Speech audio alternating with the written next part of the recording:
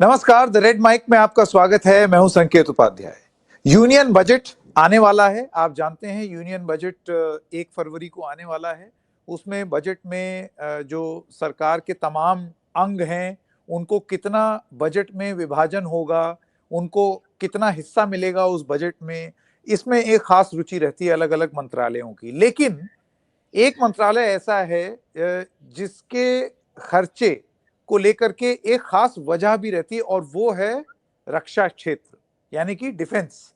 तो हमारी defence needs को लेकर के जो हमारा बजट का आवंटन है, क्या वो काफी है, वो कम होना चाहिए, ज्यादा होना चाहिए, और उसको सपोर्ट किस तरीके से किया जाना चाहिए, इसी सब पर बात करने के लिए आज हमारे साथ अजय शुक्ला जी हैं, retired army officer and journalist. आपने आज इंडियन एक्सप्रेस में एक लेख भी लिखा है इसको लेकर के, जिसका शीर्षक है support our defence needs, modernisation programmes for services will require budgets backing. Ajay ji, आपका बहुत बहुत स्वागत द रेड माइक में। थैंक यू वेरी मच समय देने के लिए। संकेत, बड़ी खुशी हुई आपके साथ ये प्रोग्राम करने में। अजय जी, सबसे पहले तो एक अगर पृष्ठभूमि, एक बैकग्राउंड आप दे दें। जब आप लिखते हैं सपोर्ट आवर डिफेंस नीड्स, तो इसका संदर्भ अगर आप दर्शकों को समझाएं कि वो सपोर्ट क्या नहीं है, या वो सपोर्ट और होना चाहिए, वो सपोर्ट किस तरीके से होना चाहिए, हमारी जरूरतें क्या हैं डिफेंस सेक्टर में। संकेत, ये डिफेंस सेक्टर और डिफेंस स्पेंडिंग हर देश के लिए एक बहुत ही पेचीदा सवाल है कि कितना हम डिफेंस पे स्पेंड करें, क्योंकि जितने पैसे डिफेंस पे जाते हैं, इक्विपमेंट में, सिपाहियों की तनख्वाहों में, जो हमारा हिमालयन बॉर्डर है चीन के साथ, उसको सेफ गार्ड करके उसको बचा के रखने के लिए कितने पैसों की जरूरत है। और ये सवाल इसलिए पूछा जाता है क्योंकि हर पैसा जो इस काम में जाता है वो एजुकेशन, मेडिकल हेल्थ केयर, अस्पताल और आम जनता की आवश्यकताओं से लिया जाता है। भारत जो है इस साल, यानी कि जो मार्च 2044 से लेकर मार्च 2045 तक 6.21 लाख करोड़ रुपए खर्चे हैं इन आवश्यकताओं के लिए, इन डिफेंस की आवश्यकताओं के लिए। और फिर भी जो है क्रिटिसिज्म ली जाती है कि आपने जो है काफी पैसे नहीं अलॉट किए हैं डिफेंस को, और डिफेंस हमारी इस वजह से ठीक तरीके से नहीं हो रही है।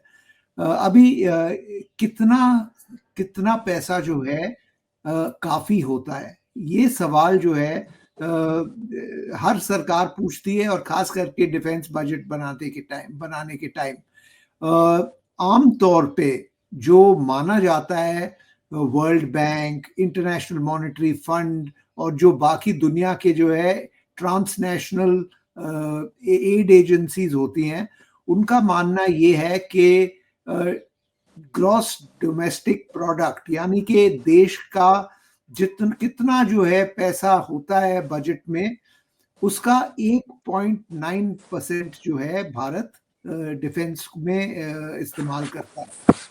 जो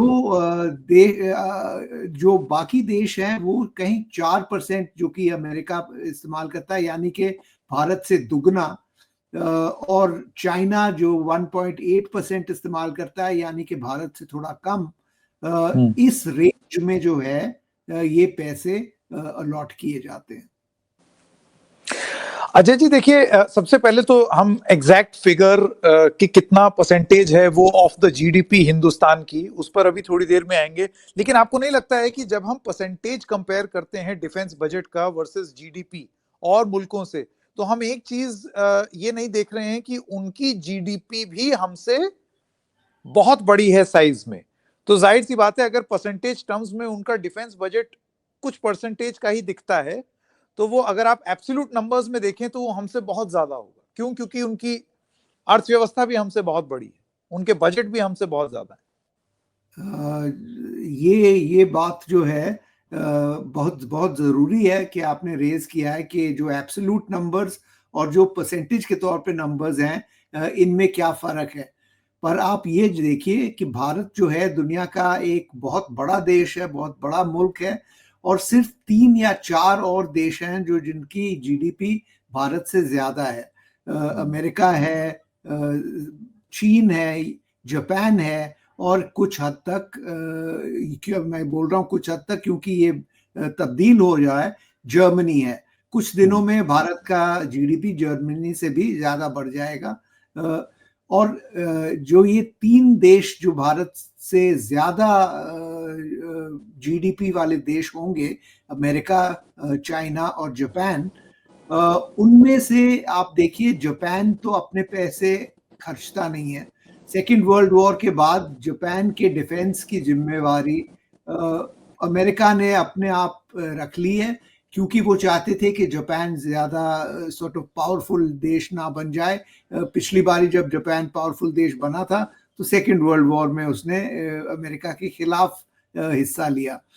तो ये जो है भारत का जीडीपी देखते हुए ये 1.9% जो इस्तेमाल किए हो रहा है, ये काफी है। कईयों का मानना ये है कि ये काफी नहीं है, लेकिन ये हमेशा दिमाग में रखना चाहिए कि हर पैसा जो डिफेंस पे स्पेंड होता है वो डिफेंस वो डेवलपमेंट एक्सपेंडिचर, यानी कि हेल्थ केयर, एजुकेशन और मेडिकल, अस्पताल, पुलिस फोर्सेस, इन खर्चाओं से निकाला जाता है।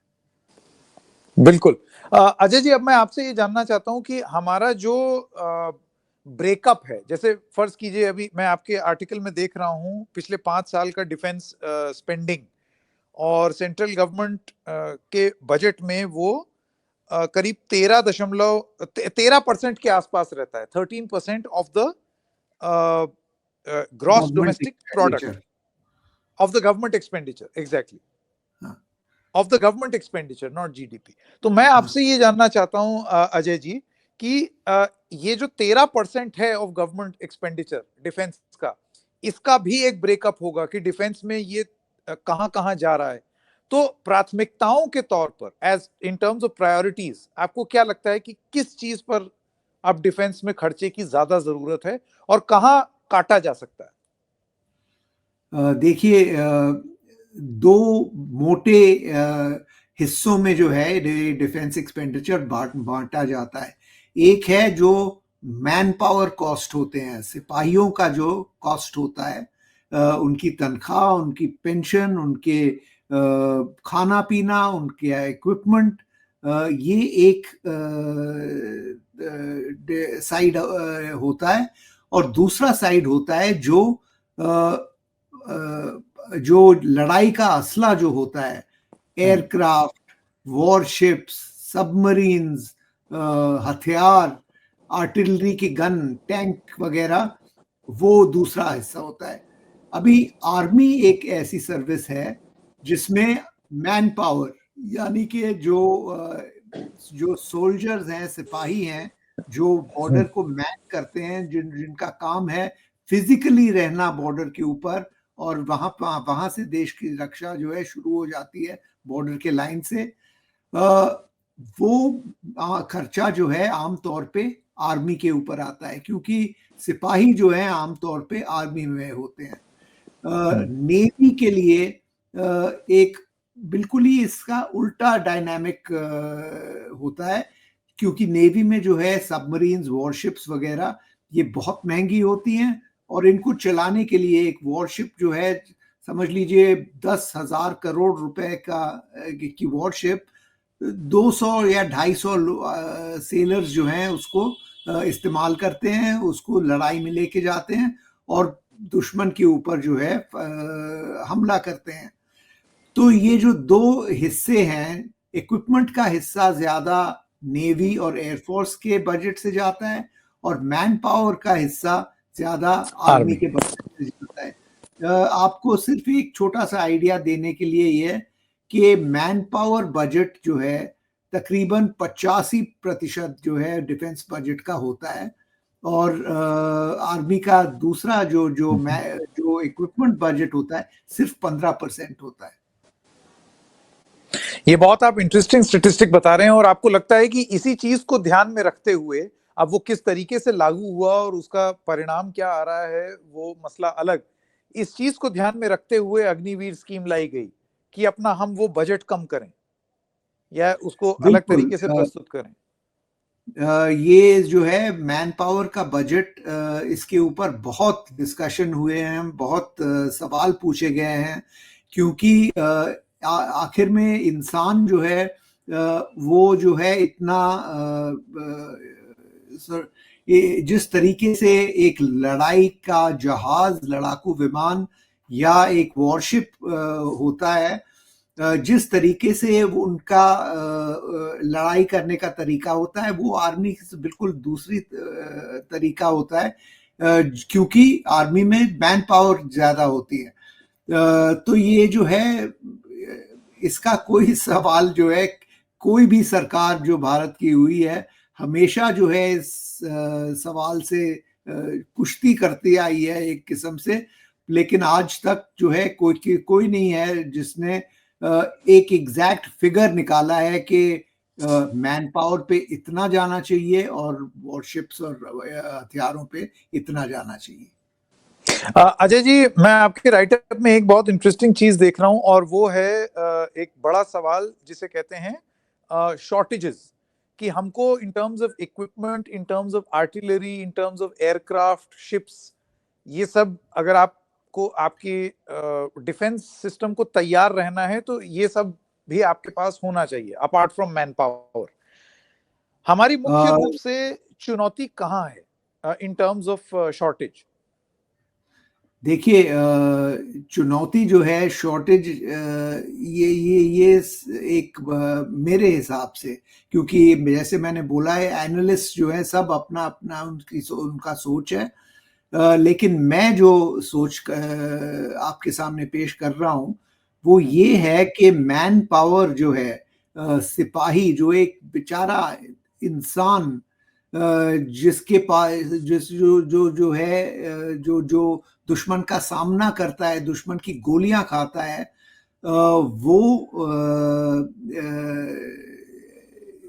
एक एक एक किस्म से उसके हथियार, उसके लड़ाई करने के असले वगैरह जो हैं, वो उनको मैं प्राथमिकता देना चाहता हूँ, क्योंकि जो आर्टिलरी की तोपें हैं, जो मिसाइल्स हैं, जो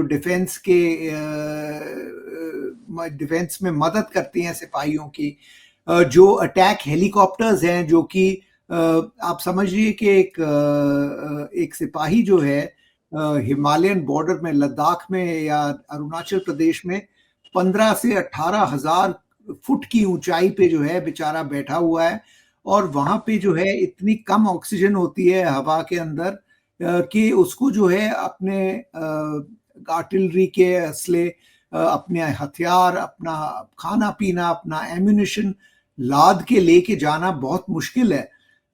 तो इसलिए जो है अटैक हेलीकॉप्टर्स की जरूरत होती है आर्मी के लिए, मिसाइल्स की जरूरत होती है आर्मी के लिए, ताकि उनको ये सब लाद के ना ले जाना हो। उनके पीछे से जो है फायर आ सकता है, और वो जो है अपना सिर्फ पर्सनल हथियार, जो राइफल और गोलियां जो होती हैं, उसको लेके लड़ाई में जाता है।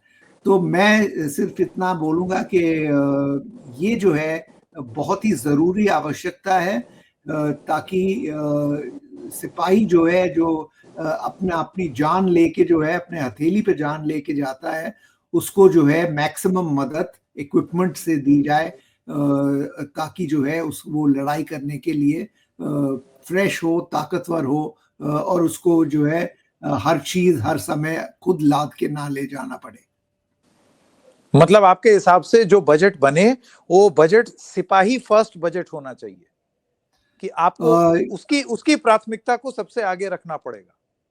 ये आपने बिल्कुल सही बोला। ये और मैं ये जो है आप जो कह रहे हैं सिपाही फर्स्ट पॉलिसी होनी चाहिए, ये बिल्कुल सही है, क्योंकि भारत की के बॉर्डर जो हैं वो आम तौर पे पहाड़ी इलाके से गुजरते हैं। कश्मीर में, लद्दाख में, उत्तराखंड में, सिक्किम, भूटान, अरुणाचल प्रदेश, ये सब बहुत ही मुश्किल पहाड़ी इलाके हैं। और जो भी आप मदद कर सकते हो उस जवान की जो अकेले खुले में सर्दी में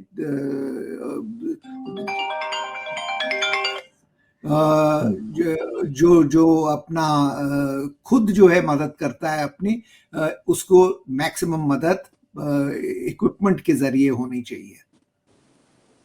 बिल्कुल।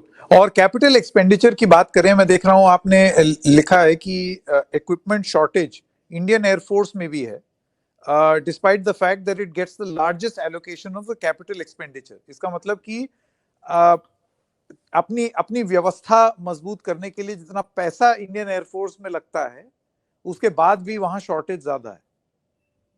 आप देखिए संकेत, एक हवाई जहाज जो है, लड़ाकू विमान जो जिसे बोलते हैं, जैसे कि राफेल या सुखोई 30 या तेजस लाइट कॉम्बैट एयरक्राफ्ट, वो तकरीबन 500 करोड़ रुपए जो है एक जहाज के लिए पे करती है भारत।